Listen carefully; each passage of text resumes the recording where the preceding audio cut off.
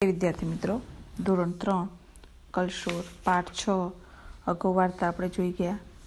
તેમાંથી પ્રશ્નોના જવાબ, ખાલી જગ્યા ખરા ખોટા કોણ બોલે છે તે પણ પીડીએફમાંથી જોઈને તમે લખ્યું હશે. હવે ત્યારબાદ પાના નંબર 95 ઉપર જોઈશું. નીચેનો ફકરો વાંચો અને તેમાં ખાલી જગ્યામાં અને, તો પણ, છતાં, પણ, કે, એટલે, તેથી આ શબ્દોમાંથી યોગ્ય શબ્દ મૂકો. આ નોંધ, વાક્યમાંથી જ્યાં પક્ષી કે પ્રાણી કહે તેમ લખ્યું છે તેને સ્થાને જે તે પક્ષી કે પ્રાણીનો અવાજ કરવો. જેમ કે ચકલી કહે તેમ લખ્યું હોય તો ચી ચી બોલવું. એક જંગલમાં ઘણા બધા પ્રાણીઓ રહે. એક ઝાડ પર ચકલીઓએ માળા બાંધ્યા હતા. ઘણા દિવસ પછી તેના પાડોશીએ તેને જોઈ. કબૂતર કહે, ચકલીબહેન, તમે આટલા દિવસ ક્યાં હતા?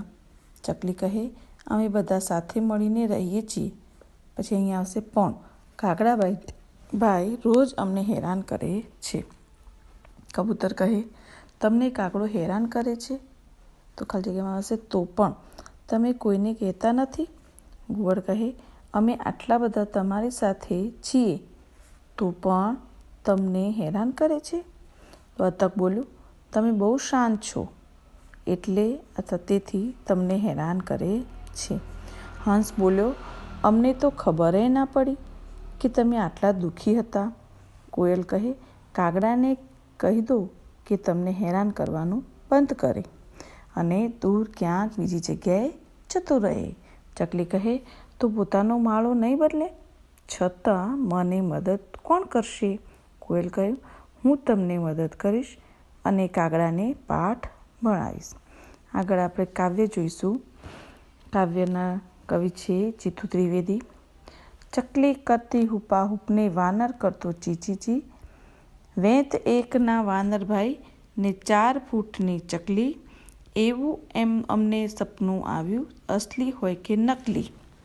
ચામાચીડિયું ચણતું ફળીએ, કાબર ડાળે લટકી.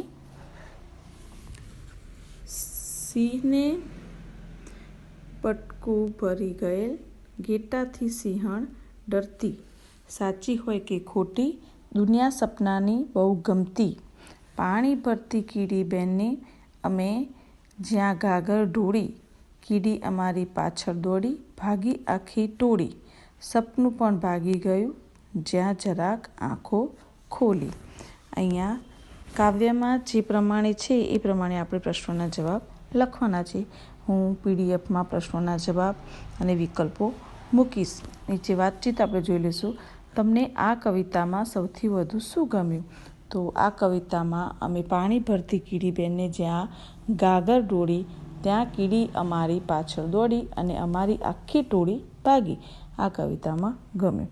નંબર 2, તમને કેવા કેવા સપના આવે? તો મને અવનવા સપના આવે.